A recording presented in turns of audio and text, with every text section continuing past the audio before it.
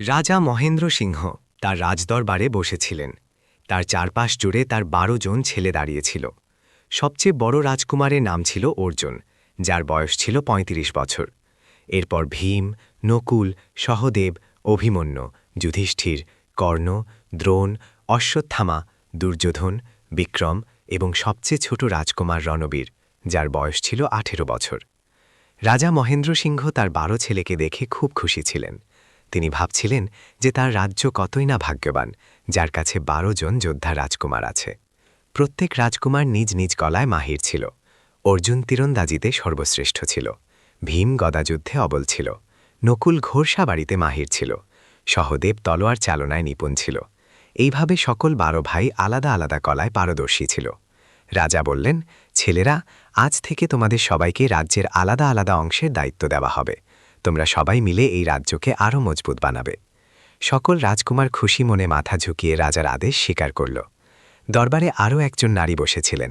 তিনি ছিলেন রাজার নতুন রানী মোহিনী। মোহিনী খুব সুন্দর ছিলেন, কিন্তু তার মন ছিল খুব কালো। রাজা মোহিনীকে ২ বছর আগে বিবাহ করেছিলেন। মোহিনীর একটি ছেলেও ছিল, যার নাম ছিল রুদ্র।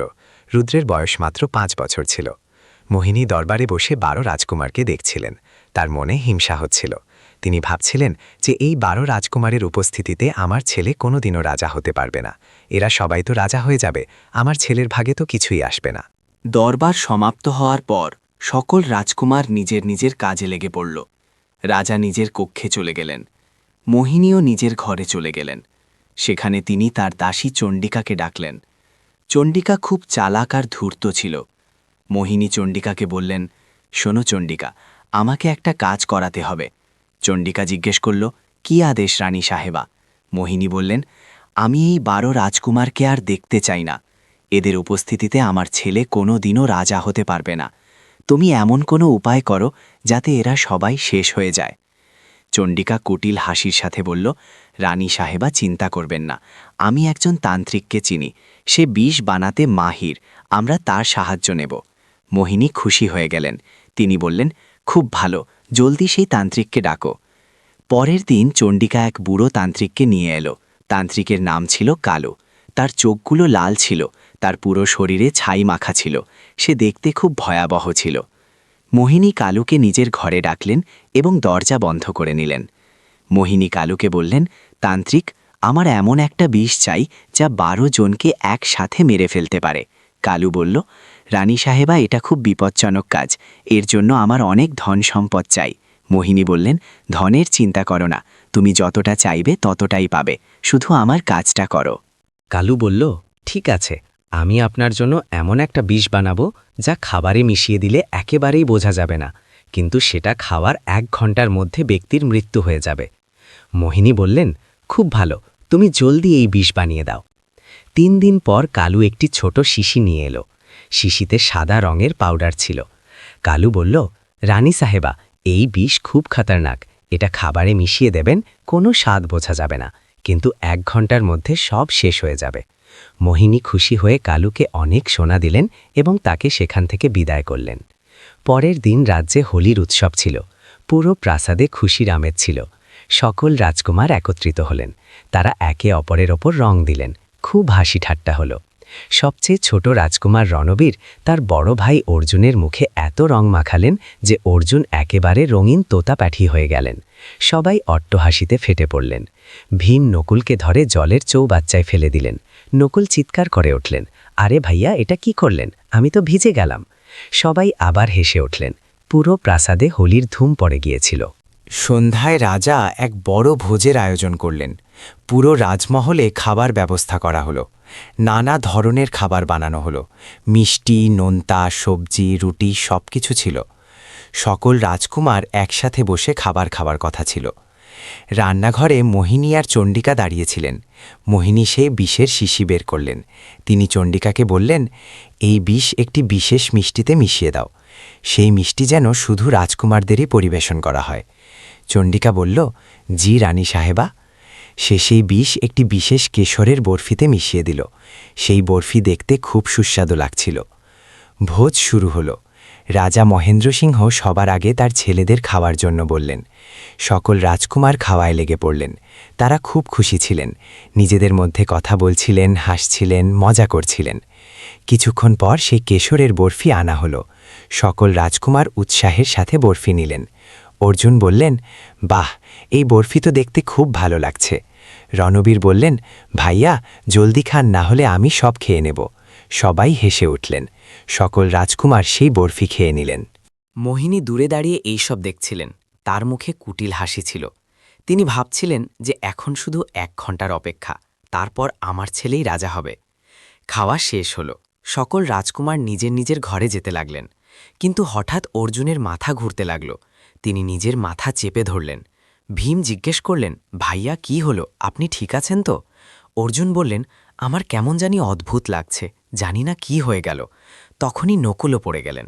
তারপর একে একে সকল 12 রাজকুমার জ্ঞান হারিয়ে পড়ে যেতে লাগলেন। রাজা দৌড়ে এলেন। তিনি চিৎকার করে বৈদ্যকে ডাকলেন। বৈদ্য এলেন এবং সকল রাজকুমারকে দেখতে লাগলেন। বৈদ্য পরীক্ষা করে ঘাবড়ে গিয়ে বললেন, মহারাজ, এটা তো বিষের আছর মনে হচ্ছে, কেউ এদের বিষ দিয়েছে। রাজা শুনে সদমায় পড়ে গেলেন। তিনি চিৎকার করে জিজ্ঞেস করলেন, বিষ কে দিয়েছে? আমার ছেলেদের মারার চেষ্টা কে করেছে? পুরো প্রাসাদে হুলুস্থুল পড়ে গেল। সকল দাসী চাকর জড়ো হয়ে গেল। রানীরা কাঁদতে লাগলেন। সকল রাজকুমার অজ্ঞান হয়ে পড়েছিলেন। তাদের শ্বাস ধীরে ধীরে কমে আসছিল। বৈদ্য বললেন, মহারাজ, আমি কিছুই করতে পারব না, এটা খুব কড়া বিষ, হয়তো এখন বেঁচে ফেরা মুশকিল। রাজা কাঁদতে লাগলেন। তিনি তার ছেলেদের বুকে জড়িয়ে ধরে চিৎকার করছিলেন। তিনি ভগবানের কাছে প্রার্থনা করলেন, কিন্তু কিছুই হল না। ধীরে ধীরে সকল 12 রাজকুমারের শ্বাস থেমে গেল। বৈদ্য বললেন, মহারাজ, খুব আফসোস, কিন্তু সকল রাজকুমার মারা গিয়েছেন। এই কথা শুনতেই রাজার চিৎকার বেরিয়ে এলো। পুরো প্রাসাদ কান্নার আওয়াজে কেঁপে উঠল। সবাই কাঁদছিলেন। 12 রাজকুমারের মৃত্যুতে পুরো রাজ্যে শোকের ছায়া নেমে এলো। মোহিনী নিজের ঘরে বসে হাসছিলেন। তার পরিকল্পনা সফল হয়ে গিয়েছিল। এখন তার ছেলেই রাজা হবে। কিন্তু তিনি জানতেন না যে অন্য কিছু হতে চলেছে। রাত হয়েছিল। রাজা আদেশ দিলেন যে সকালে সকল রাজকুমারের অন্ত্যেষ্টিক্রিয়া সম্পন্ন করা হবে। সকল রাজকুমারের শরীর একটি বড় হলে রাখা হয়েছিল। চারদিকে প্রদীপ জ্বলছিল। পাহারাদাররা বাইরে দাঁড়িয়েছিল। মাঝরাতে একটি অদ্ভুত ঘটনা ঘটল। হলের জানালা দিয়ে একটি তীব্র আলো ভেতরে এলো। সেই আলো এত তীব্র ছিল যে পাহারাদারদের চোখ বন্ধ হয়ে গেল। আলোর সাথে একজন বৃদ্ধ সাধু আবির্ভূত হলেন। সাধুর লম্বা সাদা চুল ছিল। তার দাড়িও সাদা ছিল। তার হাতে একটি কাঠের লাঠি ছিল।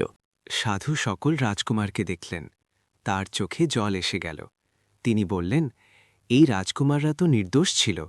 কোনো দুষ্ট ব্যক্তি এদের মেরে ফেলেছে, কিন্তু আমি এদের মরতে দেব না। এদের কপালে এখনও অনেক কিছু বাকি আছে। সাধু নিজের লাঠি তুললেন এবং সেটা দিয়ে বাতাসে কিছু আকৃতি বানালেন। তিনি কিছু মন্ত্র পড়লেন। তারপর তিনি নিজের লাঠি দিয়ে সকল রাজকুমারকে স্পর্শ করলেন। হঠাৎ এক অলৌকিক ঘটনা ঘটল। সকল রাজকুমারের শরীর অদৃশ্য হয়ে গেল এবং তাদের জায়গায় 12টি সাদা রাজহাঁস আবির্ভূত হল। সাধু বললেন, ছেলেরা, তোমাদের বিষ দেওয়া হয়েছিল। আমি তোমাদের প্রাণ তো বাঁচাতে পারি, কিন্তু তোমাদের হাঁস হিসেবে থাকতে হবে। তোমরা মানুষের ভাষায় কথা বলতে পারবে, তোমাদের সব মনে থাকবে, কিন্তু তোমরা ততক্ষণ পর্যন্ত হাঁস হয়ে থাকবে যতক্ষণ না তোমাদের বাঁচানোর জন্য কেউ 3 বছর পর্যন্ত মৌনব্রত পালন করে। সাধু আরও বললেন, তোমাদের এক বোন আছে, তার নাম কামলা। সে এখন 3 বছরের। সে যখন বড় হবে তখন হয়তো সে তোমাদের বাঁচাতে পারবে, কিন্তু তাকে 3 বছর পর্যন্ত একটি শব্দও বলা চলবে না। যদি সে একবারও কথা বলে ফেলে তবে তোমরা সব সময়ের জন্য হাসি থেকে যাবে। এটাটা বলে সাধু জানালা খুলে দিলেন। সকল 12টি হাঁস জানালা দিয়ে বাইরে উড়ে গেল। তারা আকাশে উড়তে উড়তে প্রাসাদের ওপর চক্কর দিতে লাগল। সাধুও অদৃশ্য হয়ে গেলেন। সকাল হলো। যখন মানুষ হলের ভেতরে এলো তখন তারা অবাক হয়ে গেল। সকল রাজকুমারের দেহ নিখোঁজ ছিল। রাজা জিজ্ঞেস করলেন, এটা কি হলো? আমার ছেলেদের শরীর কোথায় গেল? পাহারাদাররা বলল, মহারাজ, আমরা কিছুই জানি না। রাতে হঠাৎ তীব্র আলো এলো এবং আমরা কিছু দেখতে পাচ্ছিলাম না। যখন আমরা চোখ খুললাম তখন সব গায়েব ছিল। রাজা বুঝতে পারলেন না কি হয়েছে। তিনি ভাবলেন হয়তো ভগবান তার ছেলেদের স্বর্গে নিয়ে নিয়েছেন। তিনি খুব দুঃখী হয়ে গেলেন। পুরো রাজ্যে শোক পালন করা হলো। মোহিনী খুব খুশি ছিলেন। তিনি ভাবলেন, শরীর পাওয়া যাক বা না যাক, রাজকুমাররা তো মারা গেছে, এখন আমার ছেলেই রাজা হবে। কিন্তু তিনি জানতেন না যে তার পরিকল্পনা পুরোপুরি সফল হয়নি। প্রাসাদের ওপর আকাশে 12টি হাঁস উড়ছিল। তারা মানুষের ভাষায় কথা বলছিল। অর্জুন বললেন, ভাইয়েরা, আমাদের সাথে খুব খারাপ হয়েছে, কেউ আমাদের বিষ দিয়েছে। ভীম বললেন, ভাইয়া, কিন্তু কে দিয়েছে? নকুল বললেন, অবশ্যই কোনো দুষ্ট লোক করেছে। রণবীর বললেন, ভাইয়া, এখন আমরা কি করব? আমরা তো হাঁস হয়ে গেছি। অর্জুন বললেন, ধৈর্য ধরো ভাই, সাধু বলেছিলেন যে আমাদের বোন কমলা আমাদের বাঁচাতে পারে, কিন্তু তাকে 3 বছর পর্যন্ত মৌন থাকতে হবে, আমাদের অপেক্ষা করতে হবে। সকল হাঁস প্রাসাদের ওপরই ঘুরতে থাকল। তারা দিনে প্রাসাদের আশেপাশে উড়ত, রাতে প্রাসাদের ছাদে বসে থাকত। তারা নিজেদের মধ্যে কথা বলত, কিন্তু নিচে কেউ তাদের কথা শুনতে পেত না। সময় দ্রুত কেটে গেল। 3 বছর কেটে গেল। রাজকুমারী কমলা এখন 6 বছরের হয়ে গিয়েছিল। সে খুব সুন্দর আর বুদ্ধিমান শিশু ছিল। তার বড় বড় কালো চোখ ছিল, লম্বা ঘন চুল ছিল। সে সব সময় খুশি থাকত আর প্রাসাদে এদিক ওদিক ঘুরে বেড়াত। কমলার মনে তার 12 ভাইয়ের আবছা স্মৃতি ছিল। সে খুব ছোট ছিল যখন তাদের মৃত্যু হয়েছিল, কিন্তু তার মনে ছিল যে তার ভাইয়েরা তাকে খুব ভালোবাসতেন।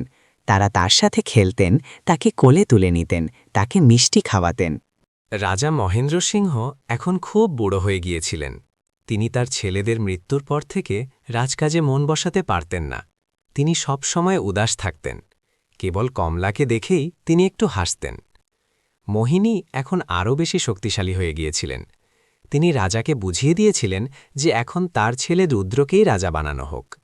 রুদ্র এখন 8 বছরের হয়ে গিয়েছিল। সে খুব অহংকারী আর নির্দয় বালক ছিল। সে চাকরদের সাথে খারাপ ব্যবহার করত, পশু পাখিদের কষ্ট দিত, কমলার সাথেও খারাপ ব্যবহার করত। একদিন কমলা প্রাসাদের ছাদে খেলছিল। সে প্রজাপতির পেছনে ছুটছিল। তখনই সে আকাশে কিছু সাদা জিনিস দেখল। সেগুলো ছিল 12টি হাঁস, যারা প্রাসাদের ওপর চক্কর দিচ্ছিল। কমলার খুব ভালো লাগল। সে হাত নাড়িয়ে হাঁসদের ডাকল। হাঁসা কমলাকে দেখল। তারা নিচে নেমে ছাদে এলো। কমলা খুশিতে লাফিয়ে উঠল। সে একটি হাঁসকে স্পর্শ করল। হাঁসটি খুব সুন্দর ছিল। তার ডানা বরফের মতো সাদা ছিল। কমলা বলল, বাহ, তুমি কত সুন্দর। তখনই হাঁসদের মধ্যে বড় হাঁসটি বলল, ধন্যবাদ বোন। কমলা চমকে গেল। সে অবাক হয়ে জিজ্ঞেস করল, তুমি আমাকে বললে তুমি কথা বলতে পারো? হাঁসটি বলল, হ্যাঁ বোন, আমরা কথা বলতে পারি, আমরা তোমার ভাই। কমলার বিশ্বাস হল না। সে বলল, আমার ভাই?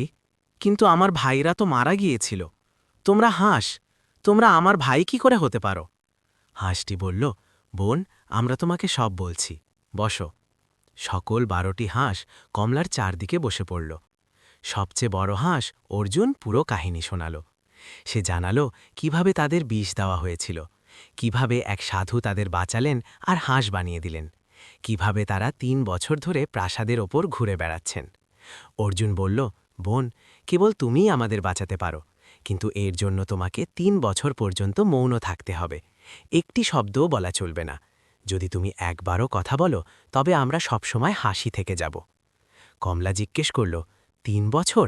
এত লম্বা সময়? অর্জুন বললেন, হ্যাঁ বোন, আমরা জানি এটা খুব কঠিন, কিন্তু এটাই একমাত্র রাস্তা। কমলা তার ভাইদের দিকে তাকালো। তার মনে পড়ল যে তারা তাকে কত ভালোবাসতেন। সে মনে মনে সিদ্ধান্ত নিয়ে নিল। কমলা বলল, ঠিক আছে ভাইয়া, আমি 3 বছর পর্যন্ত কথা বলবো না। আমি আপনাদের অবশ্যই বাঁচাবো, এটা আমার কথা রইল। সকল হাঁস খুশি হয়ে গেল।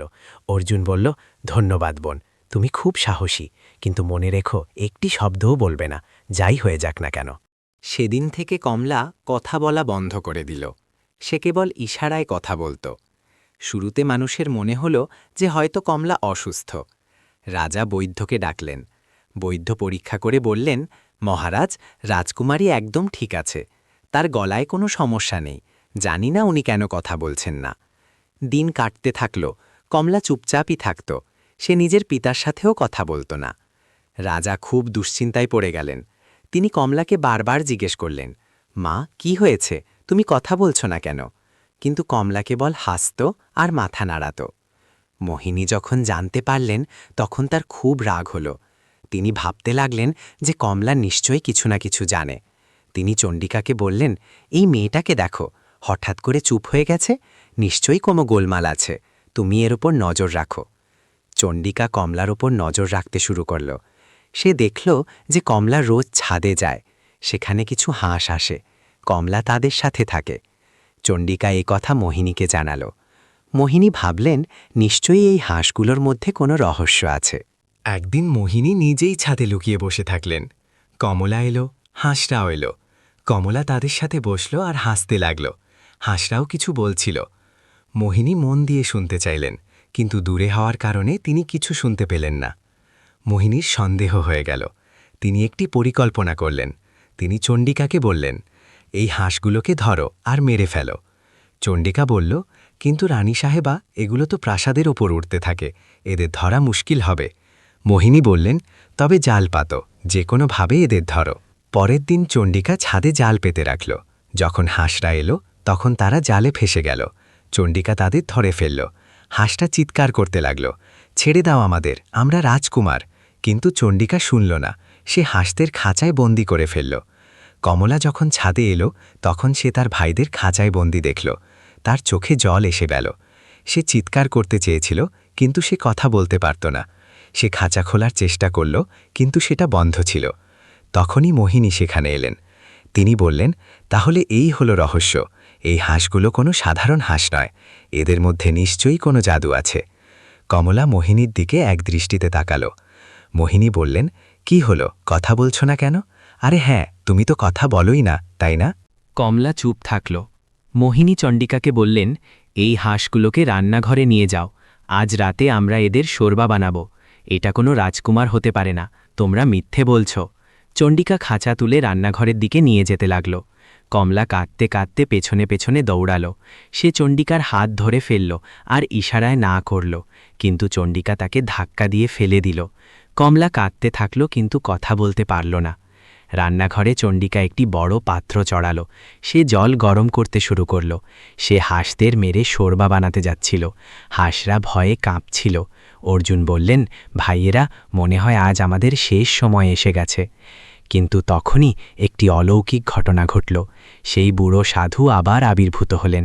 তিনি নিজের লাঠি তুললেন আর চণ্ডিকার ওপর ঘোরালেন। চণ্ডিকা সেখানেই মূর্তির মতো দাঁড়িয়ে গেল। সাধু খাঁচা খুললেন আর হাঁসদের বের করলেন। সাধু বললেন, রাজকুমারগণ, তোমাদের বোন খুব সাহসী, সে তোমাদের জন্য 3 বছর ধরে চুপ আছে, এখন শুধু 2 বছর বাকি, ধৈর্য ধরো। হাঁসরা সাধুকে প্রণাম করল। সাধু বললেন, এখন তোমরা এখান থেকে চলে যাও, এমন কোনো জায়গায় থাকো যেখানে এই লোকেরা তোমাদের খুঁজে না পায়। সাধু অদৃশ্য হয়ে গেলেন। চণ্ডিকা আবার নড়াচড়া করতে লাগল, কিন্তু ততক্ষণ হাঁসরা উড়ে গিয়েছিল। চণ্ডিকা চারদিকে দেখল, খাঁচা খোলা ছিল আর হাঁসরা গায়েব ছিল। সে ঘাবড়ে গেল। সে মোহিনীকে জানালো। মোহিনী খুব রেগে গেলেন। তিনি বললেন, তুমি এত বোকা, তুমি হাঁসগুলোকে পালাতে দিলে? চণ্ডিকা বলল, রানী সাহেবা, আমার কিছু মনে নেই, হঠাৎ আমার কি যেন হলো, আর যখন জ্ঞান ফিরল তখন হাঁসরা চলে গিয়েছিল। এই ঘটনার পর হাঁসরা প্রাসাদ থেকে দূরে চলে গেল। তারা একটি জঙ্গলে থাকতে লাগল। কিন্তু তারা রোজ প্রাসাদের কাছে আসত আর কমলাকে দেখত। কমলাও তাদের দেখত। সে জানত যে তার ভাইরা সুরক্ষিত আছে। আরও 1 বছর কেটে গেল। এখন কমলা 9 বছরের হয়ে গিয়েছিল। সে 4 বছর ধরে চুপ ছিল। মানুষ তাকে পাগল মনে করতে শুরু করল। প্রাসাদে সবাই বলতো যে রাজকুমারী কমলার বুদ্ধি নষ্ট হয়ে গেছে। সে না কথা বলে, না কারো সাথে ঠিকঠাক ব্যবহার করে। রাজা খুব দুঃখী ছিলেন। তিনি অনেক বৈদ্য ডাকলেন, কিন্তু কেউ কমলাকে ঠিক করতে পারল না। রাজা আরও একবার চেষ্টা করলেন। তিনি কমলাকে বুকে জড়িয়ে ধরে কাঁদতে কাঁদতে বললেন, মা, প্লিজ কথা বলো, তোমার পিতা তোমার সাথে কথা বলতে চায়। কিন্তু কমলা কেবল মাথা নাড়াল আর চুপ থাকল। মোহিনী এই পরিস্থিতির সুযোগ নিলেন। তিনি রাজাকে বললেন, মহারাজ, কমলা তো অসুস্থ, সে রাজ্য সামলাতে পারবে না, আপনার উচিত রুদ্রকেই নিজের উত্তরাধিকারী বানানো। রাজা ভাবলেন আর মেনে নিলেন। তিনি রুদ্রকে যুবরাজ ঘোষণা করে দিলেন। রুদ্র এখন 11 বছরের হয়ে গিয়েছিল। সে আরও ক্রূর হয়ে গেল। সে কমলাকে খুব বিরক্ত করত। একদিন সে কমলাকে বলল, দেখো পাগল মেয়ে, এখন আমি যুবরাজ, জলদি আমি রাজা হব, তখন আমি তোমাকে প্রাসাদ থেকে বের করে দেব। কমলা তার দিকে তাকালো আর চুপচাপ চলে গেল। আরও 1 বছর কেটে গেল। এখন কেবল কয়েক মাস বাকি ছিল। কমলা 10 বছরের হয়ে গিয়েছিল। সে 5 বছর ধরে চুপ ছিল। তার জন্য এটা খুব কঠিন ছিল, কিন্তু সে ধৈর্য হারাল না। সে জানত যে আর মাত্র কয়েক মাস বাকি। কিন্তু তখনই এক বড় বিপদ এলো। রাজা মহেন্দ্র সিংহ খুব অসুস্থ হয়ে পড়লেন। বৈদ্যরা বললেন যে তার বেঁচে থাকার আশা খুব কম। রাজা তার বিছানায় শুয়েছিলেন। তার অবস্থা খুব খারাপ ছিল। রাজা কমলাকে ডাকলেন। কমলা তার কাছে গেল। রাজা তার হাত ধরলেন আর বললেন, মা, আমি চলে যাচ্ছি। আমার শেষ ইচ্ছা যে তুমি একবার কথা বলো, আমাকে তোমার আওয়াজ শুনিয়ে দাও। কমলার চোখে জল এসে গেল। সে কথা বলতে চাইছিল, কিন্তু সে পারত না। রাজা আবার বললেন, মা প্লিজ, আমি মারা যাচ্ছি, তুমি কি তোমার পিতার শেষ ইচ্ছা পূরণ করবে না? কমলা কাঁদতে লাগল। তার বুক ফেটে যাচ্ছিল। সে তার পিতাকে খুব ভালোবাসত, কিন্তু তার মনে ভাইদের কথাও ছিল। কমলার মনে খুব দ্বন্দ্ব চলছিল। একদিকে তার মৃত্যুশয্যায় থাকা পিতা, যিনি তাকে কথা বলার জন্য মিনতি করছেন, অন্যদিকে তার 12 ভাই, যারা হাঁস হয়ে ঘুরে বেড়াচ্ছে। যদি সে কথা বলে তবে তার ভাইরা সবসময়ের জন্য হাঁস থেকে যাবে, যদি না বলে তবে তার পিতার শেষ ইচ্ছা অপূর্ণ থেকে যাবে। কমলা চোখের জল মুছল আর সিদ্ধান্ত নিল। সে তার পিতার হাত চুম্বন করল, কিন্তু কথা বলল না। রাজা শেষ নিঃশ্বাস ত্যাগ করলেন এবং তার মৃত্যু হল। কমলা হাউমাউ করে কাঁদতে লাগল, কিন্তু সে একটি শব্দও বলল না। রাজা মহেন্দ্র সিংহের মৃত্যুর পর পুরো রাজ্যে শোকের ছায়া নেমে এলো। প্রাসাদে কান্নার আওয়াজ প্রতিধ্বনিত হচ্ছিল। কমলা তার পিতার লাশের কাছে বসে কাঁদছিল। তার মনে খুব কষ্ট ছিল। সে তার পিতার সাথে কথা বলতে পারল না, তার শেষ ইচ্ছা পূরণ করতে পারল না, কিন্তু তার ভাইদের কথাও তাকে ভাবতে হচ্ছিল। রাজার অন্ত্যেষ্টিক্রিয়া হয়ে গেল। এখন রাজ্যে নতুন রাজা বেছে নেওয়ার সময় এলো। মোহিনী তখনই নিজের ছেলে রুদ্রকে রাজগদিতে বসিয়ে দিলেন। রুদ্র তখন মাত্র 11 বছরের ছিল, কিন্তু মোহিনী তাকে রাজা বানিয়ে দিলেন। আসলে রাজ্য চালানোর কাজ মোহিনীই করছিলেন। রুদ্র রাজা হতেই আরও অহংকারী হয়ে গেল। সে সবার আগে কমলাকে ডাকল। সে কমলাকে বলল, শোনো পাগল মেয়ে, এখন আমি রাজা, তোমার এই প্রাসাদে কোনো জায়গা নেই, আমি তোমাকে এখান থেকে বের করে দিচ্ছি। কমলা রুদ্রকে দেখল। তার চোখে জল ছিল, কিন্তু সে চুপ থাকল। মোহিনীও সেখানে এলেন। তিনি বললেন, হ্যাঁ কমলা, এখন তুমি এখান থেকে চলে যাও, তুমি কথাও বলো না, কোনো কাজের নও, তুমি যাও, জঙ্গলে গিয়ে থাকো। কমলা মোহিনীকে দেখল। সে বুঝতে পারল যে এটাই সেই মহিলা যে তার ভাইদের বিষ দিয়েছিল। কমলা প্রাসাদ থেকে বেরিয়ে গেল। তার কাছে কিছুই ছিল না, না পোশাক, না খাবার, কিছুই না। সে চুপচাপ জঙ্গলের দিকে চলতে লাগল। প্রাসাদে চাকররা তাকে যেতে দেখল, কিন্তু কেউ সাহায্য করল না। সবাই ভয় পাচ্ছিল। কেউ মোহিনীর বিরুদ্ধে যেতে চাইছিল না। কমলা জঙ্গলে পৌঁছাল। সে ক্লান্ত ছিল, ক্ষুধার্ত ছিল। সে একটি গাছের নিচে বসে বিশ্রাম নিল। তখনই আকাশ থেকে 12টি হাঁস নামল। তারা কমলার কাছে এলো। সবচেয়ে বড় হাঁস বর্জুন বললেন, বোন, তুমি এখানে কিভাবে, কি হয়েছে? কমলা ইশারায় সব কথা জানাল। হাঁসরা সব বুঝতে পারল। একইভাবে 3 বছর পূর্ণ হতে চলেছে এবং কমলার প্রতীক্ষা শেষ হবে। ভীম রাগের সাথে বলল, সেই দুষ্টু রুদ্র আমাদের বোনকে ঘর থেকে বের করে দিয়েছে। যখন আমরা মানুষ হব তখন আমি ওকে উচিত শিক্ষা দেব। নকুল বলল, ধৈর্য ধরো ভাই, এখন মাত্র 3 মাস বাকি আছে, তারপর আমরা সবাই মানুষ হয়ে যাব। অর্জুন কমলাকে বলল, বোন, তুমি খুব সাহসী, তুমি আমাদের জন্য এত সব সহ্য করলে, নিজের পিতার শেষ ইচ্ছাও পূরণ করলে না, তুমি মহান, আমরা তোমার কাছে সবসময় ঋণী থাকব। কমলা হেসে মাথা নাড়াল। হাঁসরা বলল, বোন, এখন তুমি আমাদের সাথেই এখানে থাকো, আমরা তোমার দেখভাল করব। কমলা তাদের সাথে থাকতে লাগল। হাঁসরা সারাদিন তার জন্য ফল আনত, তার পাহারা দিত। রাতে তারা তার চারপাশ ঘিরে শুয়ে থাকত। দিন কাটতে থাকল। 1 মাস কেটে গেল, তারপর 2 মাস। এখন মাত্র কয়েকদিন বাকি ছিল। কমলা খুব খুশি ছিল। সে 5 বছর 11 মাস পর্যন্ত চুপ থেকে কাটিয়েছে। এখন আর মাত্র কয়েকদিন বাকি। কিন্তু তখনই এক বড় বিপদ এলো। সেই জঙ্গল দিয়ে এক তরুণ রাজকুমার যাচ্ছিল। তার নাম আদিত্য ছিল। সে প্রতিবেশী রাজ্যের রাজকুমার ছিল। সে শিকারের জন্য এসেছিল। সে তার ঘোড়ায় সওয়ার ছিল। তার সাথে কিছু সৈনিকও ছিল। আদিত্য একটি গাছের নিচে কমলাকে দেখল। কমলাকে খুব সুন্দর লাগছিল। তার লম্বা চুল ছিল, বড় বড় চোখ ছিল। আদিত্য এক নজরেই কমলার ওপর মোহিত হয়ে গেল। সে ঘোড়া থেকে নামল এবং কমলার কাছে গেল। আদিত্য বলল, নমস্কার সুন্দরী, তুমি কে? এই জঙ্গলে একাকী কি করছো? কমলা আদিত্যকে দেখল, কিন্তু কিছুই বলল না। আদিত্য আবার জিজ্ঞেস করল, তুমি কথা বলছো না কেন? তুমি কি কথা বলতে জানো না?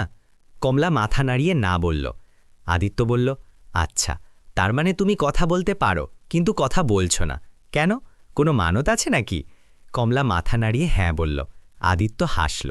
সে বলল, খুব ভালো, তুমি খুব রহস্যময়ী, তোমাকে আমার পছন্দ হয়েছে। তুমি কি আমাকে বিয়ে করবে?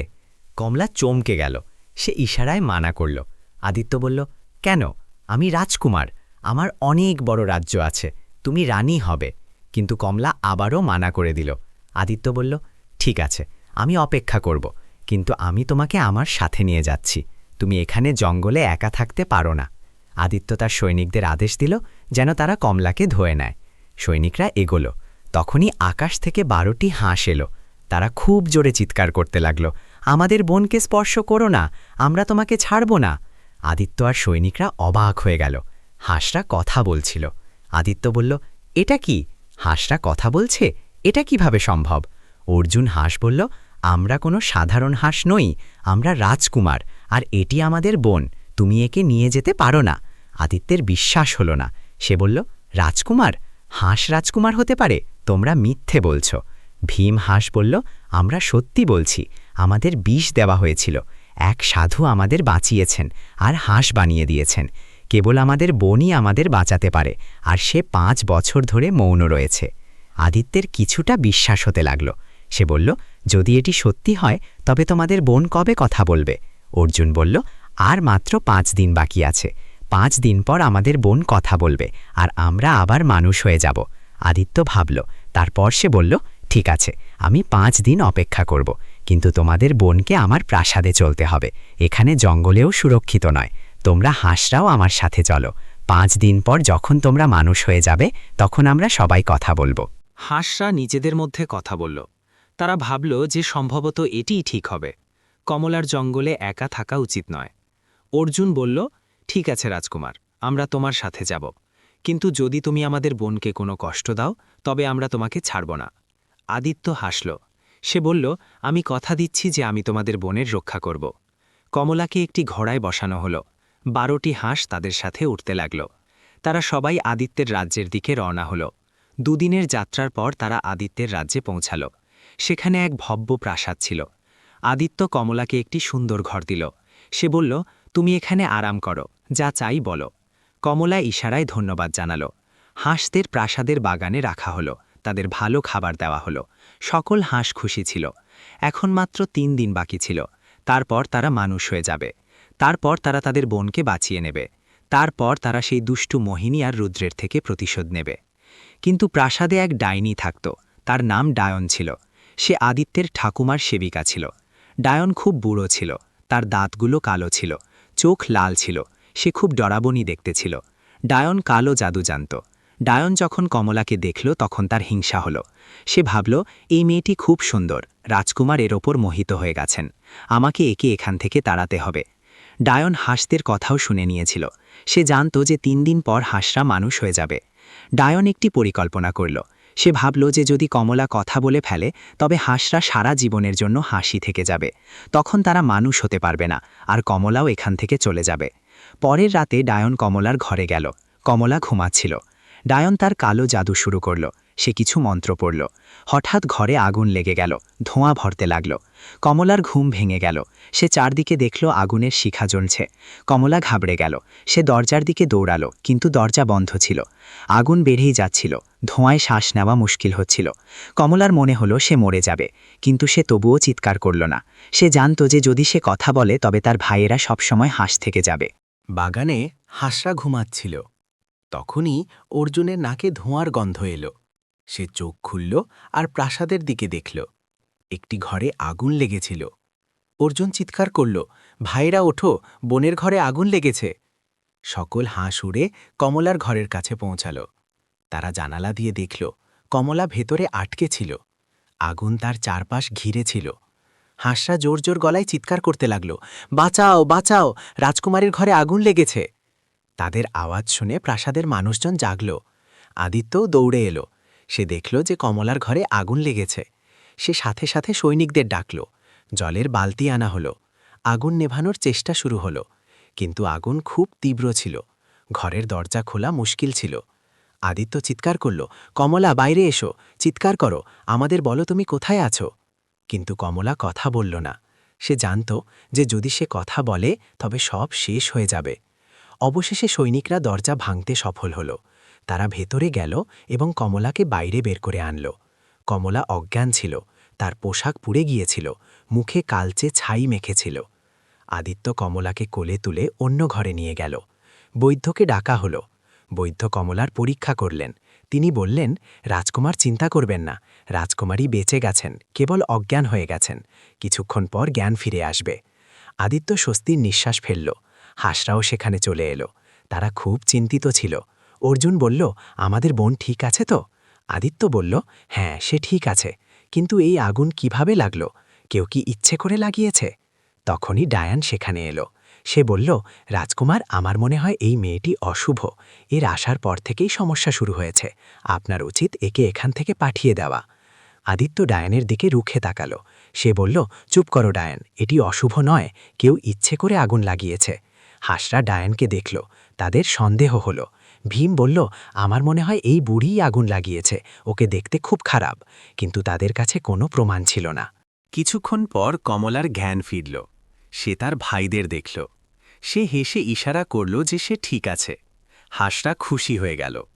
অর্জুন বলল, বোন, তুমি খুব সাহসী, তুমি আগুনের মধ্যেও চিৎকার করলে না। এখন মাত্র 2 দিন বাকি, আরেকটু ধৈর্য ধরো। পরের দিন ডায়ান আবারও চেষ্টা করল। সে কমলার খাবারে বিষ মিশিয়ে দিল, কিন্তু হাঁসরা দেখে ফেলল। তারা কমলাকে ইশারায় জানালো যে খাবার খেও না। কমলা খাবার খেল না।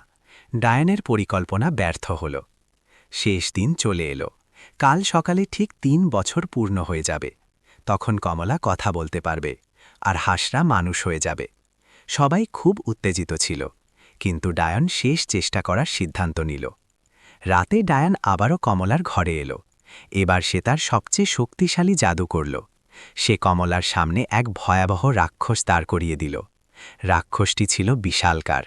তার 2টি মাথা ছিল, 4টে হাত ছিল। সেটি খুব ভয়াবহ দেখতে ছিল। রাক্ষস হুঙ্কার দিয়ে বলল, আমি তোমাকে খেয়ে ফেলব। কমলা ভয় পেল, কিন্তু সে চিৎকার করল না। রাক্ষস তার দিকে এগোল। কমলা পিছিয়ে গেল। রাক্ষস তাকে ধরার চেষ্টা করল। কমলা ছুটতে থাকল, কিন্তু কথা বলল না। বাগানে হাঁসরা আবার জাগল। তাদের কিছু একটা গোলমাল মনে হল। তারা উড়ে কমলার ঘরে গেল। তারা জানালা দিয়ে রাক্ষসকে দেখে অবাক হয়ে গেল। অর্জুন চিৎকার করল, এটি কালো জাদু, কেউ জাদু করেছে। হাঁসরা জানালা ভেঙে ভেতরে এলো। তারা রাক্ষসের ওপর হামলা করল। নিজেদের ঠোঁট দিয়ে রাক্ষসকে মারতে লাগল। রাক্ষস হাঁসদের ধরার চেষ্টা করল, কিন্তু 12টি হাঁস মিলে লড়াই করছিল। তখনই সেই বুড়ো সাধু আবারও আবির্ভূত হলেন। তিনি নিজের লাঠি তুললেন আর রাক্ষসের ওপর ঘোরালেন। রাক্ষস অদৃশ্য হয়ে গেল। সাধু ডায়নকে দেখলেন যে কোণে লুকিয়ে দাঁড়িয়েছিল। সাধু বললেন, দুষ্টু নারী, তুই এই নির্দোষদের খুব কষ্ট দিয়েছিস। এখন তোর সাজার সময় এসেছে। সাধু নিজের লাঠি ডায়ানের ওপর ঘোরালেন। ডায়ান চিৎকার করল আর একটি কালো কাকে পরিণত হল। কাকটি উড়ে জঙ্গলে চলে গেল। সাধু কমলা আর হাঁসদের দিকে তাকালেন। তিনি বললেন, মা, তুমি খুব সাহসিকতা দেখিয়েছ। এখন মাত্র কয়েক ঘন্টা বাকি, ধৈর্য ধরো। সাধু অদৃশ্য হয়ে গেলেন। তাদের আওয়াজ শুনে আদিত্য আর প্রাসাদের লোকজনও চলে এলো। তারা সব দেখল। আদিত্য এখন পুরো ব্যাপারটা বুঝতে পারল। সে কমলাকে বলল, আমাকে ক্ষমা করে দাও, আমার প্রাসাদে তোমার সাথে এত খারাপ কিছু হলো। কমলা হেসে মাথা নাড়াল। রাত কেটে গেল। ভোরের প্রথম আলো ফুটল। ঠিক 3 বছর পূর্ণ হল। কমলা প্রাসাদের বাগানে দাঁড়িয়েছিল। 12টি হাঁস তার চারদিকে ছিল। আদিত্য আর প্রাসাদের সকল লোকও সেখানে জড়ো হয়েছিল। সবাইকে দেখতে হবে কি হয়। হঠাৎ এক তীব্র আলো আকাশ থেকে নামল। আলো হাঁসদের ঘিরে নিল। হাঁসরা তাদের ডানা ঝাপটাতে লাগল। তারপর এক অলৌকিক ঘটনা ঘটল। একে একে হাঁস অদৃশ্য হতে লাগল, আর তাদের জায়গায় মানুষ আবির্ভূত হতে লাগল। সবার আগে অর্জুন আবির্ভূত হলেন, তারপর ভীম, নকুল, সহদেব আর বাকি সবাই। কিছু মিনিটের মধ্যেই 12টি হাঁস গায়েব হয়ে গেল, আর তাদের জায়গায় 12টি সুন্দর রাজকুমার দাঁড়িয়েছিলেন। সকল রাজকুমার একেবারে তেমনই দেখতে ছিলেন যেমনটা 3 বছর আগে ছিলেন। কমলার চোখে খুশির জল ছিল। সে তার সব ভাইকে জড়িয়ে ধরল। অর্জুন কমলাকে জড়িয়ে ধরে বললেন, বোন, তুমি আমাদের বাঁচিয়ে নিলে। তুমি 3 বছর পর্যন্ত মৌন ছিলে। তুমি সত্যিই মহান। কমলা প্রথমবার 3 বছর পর বলল, ভাইয়া, আমি তাই করেছি যা একজন বোনের করা উচিত। আপনারা সবাই আমার ভাই। আমি আপনাদের জন্য কিছুও করতে পারি। তার আওয়াজ খুব মধুর ছিল। সবাই আবেগপ্রবণ হয়ে পড়ল। আদিত্য এগিয়ে এলো। সে রাজকুমারদের প্রণাম করল। সে বলল, আমাকে ক্ষমা করে দিন। আমি জানতাম না যে আপনারা আসল রাজকুমার। অর্জুন বললেন, কোনো কথা নয় রাজকুমার আদিত্য, তুমি আমাদের বোনের রক্ষা করেছ। আমরা তোমার প্রতি কৃতজ্ঞ। ভীম বললেন, এখন আমাদের নিজের রাজ্যে ফিরে যাওয়া উচিত। আমাদের সেই দুষ্টু মোহিনী আর রুদ্রের থেকে প্রতিশোধ নিতে হবে। তারা আমাদের বিষ দিয়েছিল। তারা আমাদের পিতার সাথে বিশ্বাসঘাতকতা করেছে। এখন তাদের সাজার সময় এসেছে। আদিত্য বলল, আমি তোমাদের সাহায্য করব। আমার সেনাবাহিনী তোমাদের সাথে চলবে। অর্জুন বললেন, ধন্যবাদ রাজকুমার, কিন্তু এটি আমাদের ব্যক্তিগত ব্যাপার। আমরা নিজেই এটি মিটিয়ে নেব। সকল রাজকুমার, কমলা আর আদিত্য নিজেদের সেনাবাহিনী নিয়ে রাজা মহেন্দ্র সিংহের রাজ্যের দিকে রওনা হলেন। 3 দিনের যাত্রার পর তারা রাজ্যের সীমানায় পৌঁছালেন। রাজকুমাররা দেখলেন যে তাদের রাজ্য খুব বদলে গিয়েছিল। জায়গায় জায়গায় দারিদ্র্য ছিল, মানুষ দুঃখী ছিল। মোহিনী আর রুদ্র রাজ্যকে বরবাদ করে দিয়েছিল। রাজকুমাররা সরাসরি প্রাসাদের দিকে কুচকাওয়াজ করলেন। প্রাসাদের পাহারাদাররা যখন 12 রাজকুমারকে দেখল, তখন তারা অবাক হয়ে গেল। একজন পাহারাদার বলল, এটি কিভাবে হতে পারে? রাজকুমাররা তো মারা গিয়েছিল। এটি কি ভূত? অর্জুন জোর গলায় বললেন, আমরা ভূত নই, আমরা বেঁচে আছি। কেউ আমাদের বিষ দিয়ে মারার চেষ্টা করেছিল, কিন্তু আমরা বেঁচে গেছি। এখন আমরা আমাদের রাজ্য ফিরিয়ে নিতে এসেছি। খবর প্রাসাদে পৌঁছাল। মোহিনী আর রুদ্র দরবারে বসেছিলেন। যখন তারা জানতে পারলেন যে 12 রাজকুমার ফিরে এসেছে, তখন তারা ঘাবড়ে গেলেন। মোহিনী চণ্ডিকাকে বললেন, এটি কিভাবে হতে পারে? আমি নিজে তাদের বিষ দিয়েছিলাম, তারা মারা গিয়েছিল। চণ্ডিকা বলল, রানী সাহেবা নিশ্চয়ই কোনো জাদু হয়েছে, কিন্তু এখন তারা এখানে এসে গেছে, আমাদের পালাতে হবে। মোহিনী বললেন, না, আমি পালাবো না। আমি এই রাজ্য আমার ছেলের জন্য জিতেছি, আমি এটি ছাড়ব না। রাজকুমাররা প্রাসাদে ঢুকে পড়লেন। তারা দরবারের দরজা ভেঙে ফেললেন। অর্জুন সবার আগে ছিলেন। তার পেছনে বাকি 11 ভাই ছিলেন। কমলাও তাদের সাথে ছিল। আদিত্য নিজের তলোয়ার নিয়ে সাথে ছিল। মোহিনী রাজকুমারদের দেখলেন। তার মুখ ফ্যাকাশে হয়ে গেল। অর্জুন গর্জে উঠে বললেন, মোহিনী, তুমি আমাদের বিষ দিয়েছিলে। তুমি আমাদের পিতার সাথে বিশ্বাসঘাতকতা করেছ। তুমি আমাদের বোনকে ঘর থেকে বের করে দিয়েছ। এখন তোমার সাজার সময় এসেছে। মোহিনী দম্ভ দেখিয়ে বললেন, তোমরা কিছু করতে পারবে না। আমি রানী, আমার ছেলে রাজা। তোমাদের এখানে আসার কোনো অধিকার নেই। ভীম হাসল। সে বলল, রানী, রাজা, তোমরা দুজনেই অপরাধী, আর অপরাধীদের কেবল একটিই সাজা হয়। রুদ্র ভয় পেয়ে নিজের মায়ের পেছনে লুকিয়ে গেল। সে মাত্র 11 বছরের ছিল। সে এখন বুঝতে পারছিল যে তার মা কি করেছিল। নকুল বলল, সৈনিকরা, এই দুজনকে ধরে নাও। সৈনিকরা এগোলো। মোহিনী চিৎকার করলেন, না, আমাকে ধরো না, আমি রানী। কিন্তু কেউ শুনল না। সৈনিকরা মোহিনী আর রুদ্রকে ধরে নিল। চণ্ডিকা পালানোর চেষ্টা করছিল, কিন্তু তাকেও ধরে নেওয়া হলো।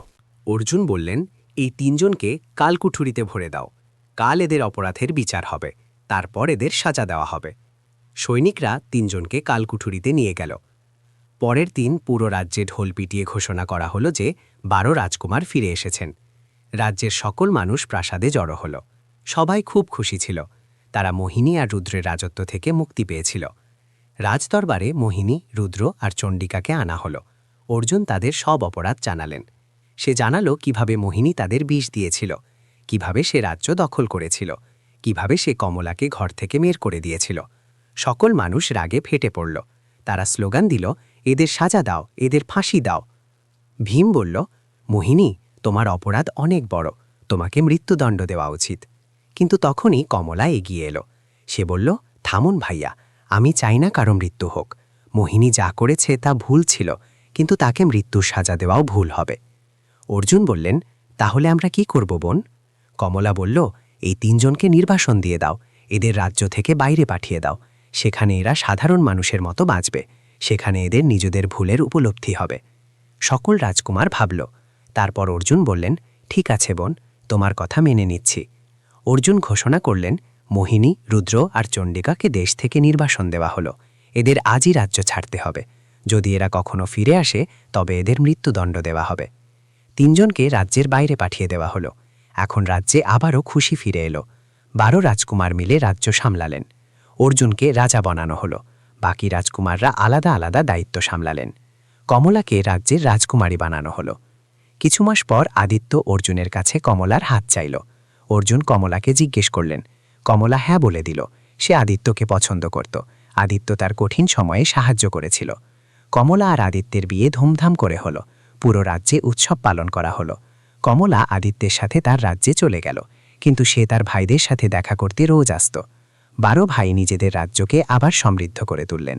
দারিদ্র্য দূর হয়ে গেল, মানুষ সুখে থাকতে লাগল। রাজ্যে ন্যায় আর শান্তি প্রতিষ্ঠিত হল। সকল রাজকুমার বিয়ে করলেন, আর তাদের সন্তান হল। বছর কেটে গেল। একদিন সেই বুড়ো সাধু আবারও আবির্ভূত হলেন। তিনি রাজকুমারদের বললেন, ছেলেরা, আমি তোমাদের সবার ওপর খুশি। তোমরা তোমাদের বোনের পাশে দাঁড়ালে। তোমাদের বোন তোমাদের জন্য 3 বছর পর্যন্ত মৌন থাকল। এটিই হলো প্রকৃত ভাই বোনের ভালোবাসার উদাহরণ। সাধু কমলাকে আশীর্বাদ করলেন। তিনি বললেন, মা, তুমি ধন্য। তুমি ধৈর্য, সাহস আর ভালোবাসা দেখিয়েছ। তোমার কাহিনী মানুষ যুগ যুগ ধরে শোনাবে। তুমি সব সময় খুশি থাকো। সাধু অদৃশ্য হয়ে গেলেন। 12 ভাই আর তাদের বোন কমলা সব সময় সাথে রইলেন। তারা তাদের রাজ্যগুলো খুব ভালোভাবে চালালেন। তাদের কাহিনী পুরো দেশে ছড়িয়ে পড়ল।